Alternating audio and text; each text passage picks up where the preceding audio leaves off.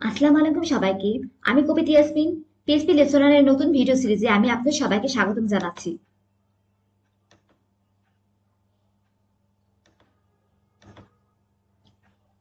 সম্পূর্ণ ভিডিও জুড়ে আপনাদের জন্য যা থাকছে: পিএইচপি পরিচিতি, পিএইচপি ক্যারিয়ারের কিছু গুরুত্বপূর্ণ দিক, পিএইচপির ব্যবহার, পিএইচপির বৈশিষ্ট্য অর্থাৎ পিএইচপি কেন জনপ্রিয়, পিএইচপি কিভাবে কাজ করে, জ্যাম ইনস্টলেশন ও পিএইচপি সেটআপ, এনভায়রনমেন্ট ভেরিয়েবল এবং code configuration, PHP file structure, PHP simple code এবং পিএইচপি আউটপুট অর্থাৎ ফলাফল প্রদর্শন।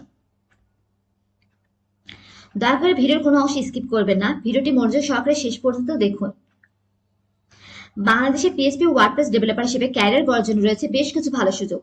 বিশেষ করে ওয়েব ডেভেলপমেন্ট, ই কমার্স এবং সফটওয়্যার ডেভেলপমেন্ট সেক্টরে পিএইচপি ও ওয়ার্ডপ্রেস ডেভেলপারদের চাহিদা দিন দিন বেড়েই চলেছে। নিচে পিএইচপি ক্যারিয়ারের কিছু গুরুত্বপূর্ণ দিক তুলে ধরা হলো। ১. চাহিদা এবং কাজের ক্ষেত্র। ছোট বড় অনেক প্রতিষ্ঠানে পিএইচপি ডেভেলপার নিয়োগ করে থাকে। পিএইচপিতে দক্ষতা থাকলে ওয়েবসাইট এবং ওয়েব অ্যাপ্লিকেশন ডেভেলপমেন্টে কাজ করার আপনি সুযোগ পাবেন। ওয়ার্ডপ্রেস, ম্যাজেন্টো বা অন্যান্য সিএমএস ডেভেলপমেন্টে পিএইচপির ব্যবহার ব্যাপক। ভালো বেতনের সুযোগ। পিএইচপি ডেভেলপার হিসেবে বিভিন্ন লেভেলের বেতন পাওয়া যায়, যেমন ফ্রেশারদের জন্য 20-30 হাজার টাকা থেকে শুরু করে অভিজ্ঞতার জন্য বেতন অনেক বেশি থাকে। পিএইচপি স্কিল থাকলে ফ্রিল্যান্স মার্কেট প্লেসে যেমন আপওয়ার্ক, ফ্রিল্যান্সার থেকে আপনি ভালো উপার্জন করতে পারবেন। লারাভেল এবং কোডিগনেটের মতো ফ্রেমওয়ার্ক। বাংলাদেশি লারাভেল ফ্রেমওয়ার্ক চাহিদা বেশি, যা পিএইচপি ক্যারিয়ারের বাড়তি সুবিধা দেয়। আরেকটি জনপ্রিয় ফ্রেমওয়ার্ক হচ্ছে কোডিগনেটর, যা অনেক ছোট ও মাঝারি প্রজেক্টে ব্যবহৃত হয়।